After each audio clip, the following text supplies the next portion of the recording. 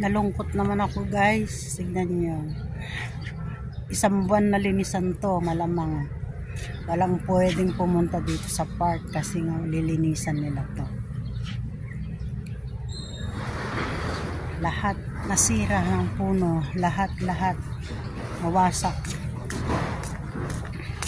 Kahit mababaw, pinutol na putol.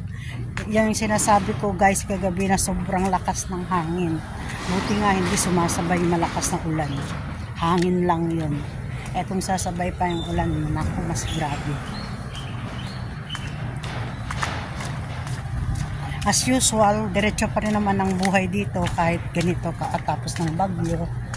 Tuloy pa rin ang pagtitinda dito sa palengke. Tuloy ang buhay kagaya niya. Sinista.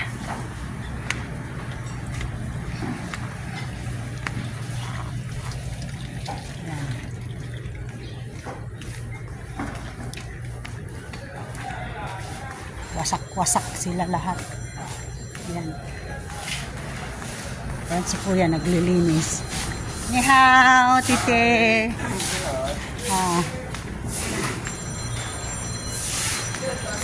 Ako'y nag-vlog kahit natutulog pa si Lola, si Bilang.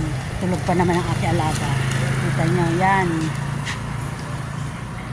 Yan ang pangyayari dito sa aking tabi lang dito kasi nga hindi naman ako pwede pumunta doon sa bandaron kasi alam nyo na may alaga tayo. Sinamantala ko lang lumabas kasi tulog ang aking mother.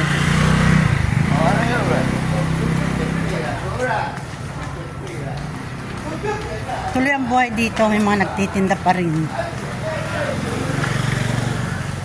Kaya ni mother, ni hao, si mother nagtitinda pa rin, oh. Hi! Yung paninda ni mother. Sheshe!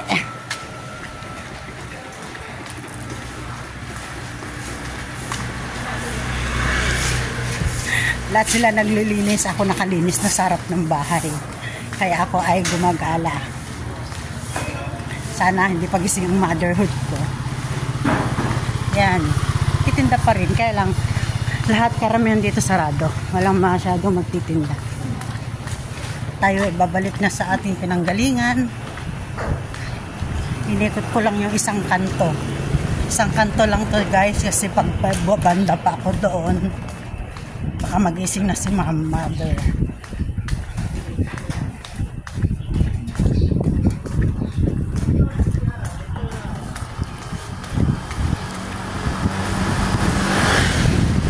Ito po ang aming post office. Malapit lang tayo sa post office.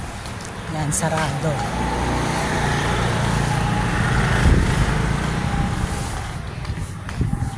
Yan si mother naglilinis. Yung ating cheche. Ay se. Yung ating bossing na henhaw. Ni hao. Ni hao. Hao lai saya la. Seho la.